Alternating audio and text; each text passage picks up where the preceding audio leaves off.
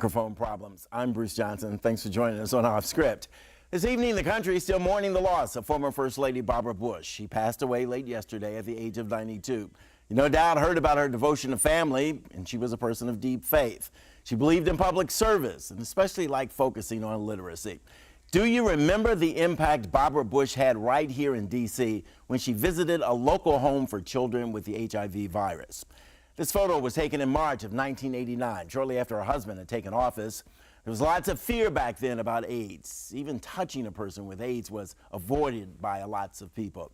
Mrs. Bush paid a visit to Grandma's house back then. It was on T Street Northwest, I believe, a home for AIDS children and patients in D.C., and she held children with HIV. Got to repeat that. She held children with HIV.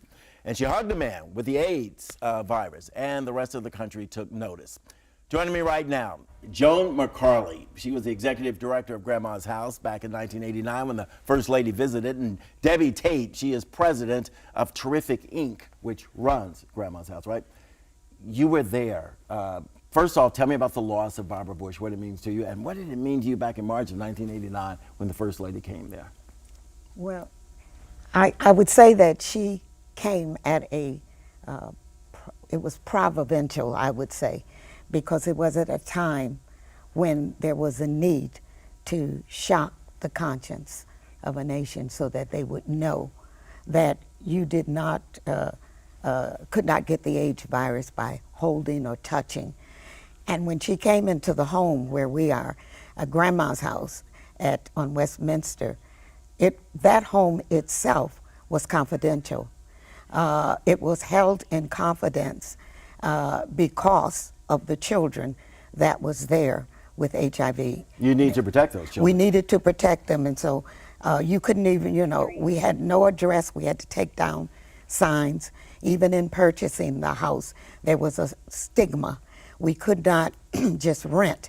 We had to buy because no one would rent you a facility at that time because there was a fear that they could acquire the AIDS virus by just walking in the house.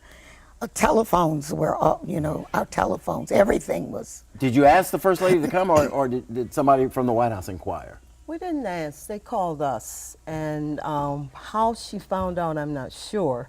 But for me, first of all, the death of Mrs. Bush is very painful in the fact that she was that type of person who demonstrated unconditional love.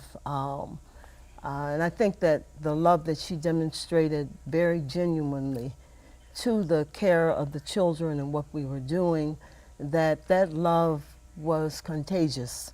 It helped to demystify some of the problems and some of the fear, although there's still fear. There's still. Did you know what she was going to do when she picked up, the children, when she hugged the man with AIDS? I mean, was that orchestrated as so many White House events are, or was it spontaneous? No, she was very natural. She didn't come like she had a script or like it was a performance.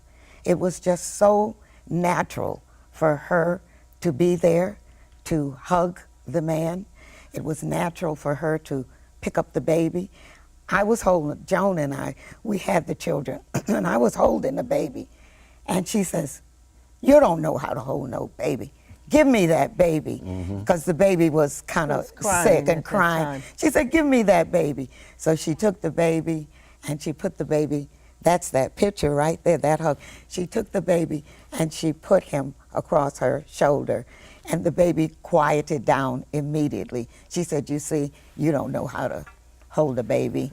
and what did you think when you were watching all this? Watching all of it, we were still in a state of shock just to have the presence of the First Lady there. But she also had an international impact. She impacted the whole world because soon after that, people from every country worldwide contacted us to find out, how are you caring for children? Are you able to deal with the children dying at 18 months old? Because that was the average age. There was no research. For children and women, it was a rare thing. But when Mrs. Bush came, it made a difference, I'd say policy-wise, politically wise, passionately wise, and I think it relieved some of the fear, changed some attitudes. Just the fact that she was so down to earth and so comfortable. When she reached out to the baby, just as Debbie said, that's what happened. The man who was there, we had asked the White House, could we bring some men who were living with AIDS, because she came for children. Right. He asked, Mrs. Bush, would you give me a hug? I'm living with AIDS. She says, why not? She got up very naturally, with no hesitation. When she was in the home, she got down on the floor, she played with the children as though they were her own grandchildren.